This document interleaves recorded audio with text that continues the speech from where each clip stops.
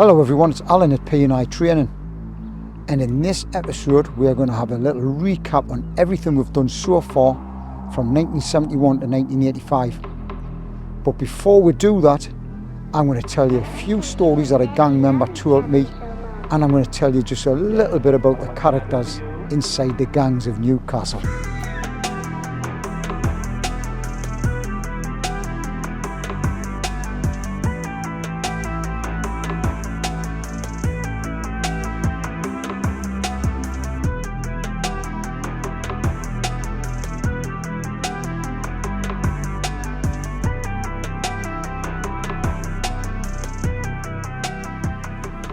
I've been speaking with an old gang member from the West Denton Wild Bunch again, and he told me a few things that we thought it would be good to share with you about the gangs of Newcastle. We talked about how it would be great if we could maybe tell a few little things about the characters of some of the lads and lasses that were involved in the gangs, rather than just the fighting. There was fighting, of course, but it wasn't all of the time. We talked about how gangs back then had names, but they weren't really known by these names. So for example, the Elsick Mafia boys would be known as Elsick. The Big Lamp Aggro boys might be known just as the Big Lamp. And the West Denton Wild Bunch were just known as West Denton. We thought it would be great if we could tell the characters of some of the people inside the gangs. But of course I don't know these people, and so I can't do that. So the gang member summed them up for us. He said, the people that we hung about within the gangs were the most larger than life characters you could ever come across. And they were the most funniest, maddest people that you would ever meet. He then went on to describe some of the times that they'd had together hanging around at the So-So, the Matchbox, and at the Chute. They used to hang about up at the castle, which is where the old shops were up at West Denton.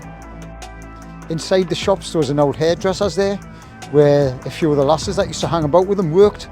And one day one of the lasses dyed one of the lads' hair in black and white checks. Now I've just bumped into one of the locals up here in West Denton, and they had described the castle to me as kind of this round stone thing that they thought were like turrets when they were younger. And right opposite was an off licence, which come in very handy for them when they got into their teens. He then told us a few things which I found hilarious. He was once walking along up by the Runnymede, which was an old pub up off Stamfordham Road, and there was a horse just tethered up there on a piece of land somewhere, and somebody had taken the time to spray paint WDWB on the side of the horse, and they'd even bothered to put the full stops in between the letters. There was another time they went to Diamond Little's in Blackpool when they were away on a trip. In Diamond Little's they had wrestlers on, and it was either one or two of the West Denton lads got up and jumped into the ring and started wrestling with the wrestlers. They got thrown all over the place. Everyone was howling, but that's the kind of things they would do. He then described how one day he was down by the Bobby Shafto on Armstrong Road, and some stray dogs were just out wandering about. Somebody had shaved into the side of one of the dogs 2 swastikas, and it was just there wandering the streets. What was being described to us was a unique period in time, not just for West Denton, but for the whole of Newcastle. There was a lot of tragedies back then as well, and it wasn't all just about the laughs, and not everybody made it through to later life, unfortunately, such as the lad who got hit by a bus up in West Denton. So a little bit of a correction from a previous video. The lad wasn't on the bus. West Denton and Blakelaw were having a running battle, as well as other gangs. The lad ran across the road, ran into the side of a car, and then was hit by a bus. So what the gang member was trying to get across to us, that it wasn't all just about fighting. It was about the laughs, it was about the friendships, and it was about the being together. And he described it as being like a kind of a tribal thing. But when these fights did happen from time to time, words cannot describe the buzz that you got from the excitement from it all. This is the exact same story that we've heard from every single gang member that I've spoken to that's been active in a gang from where we started this series in 1971 right the way through up until the mid-80s.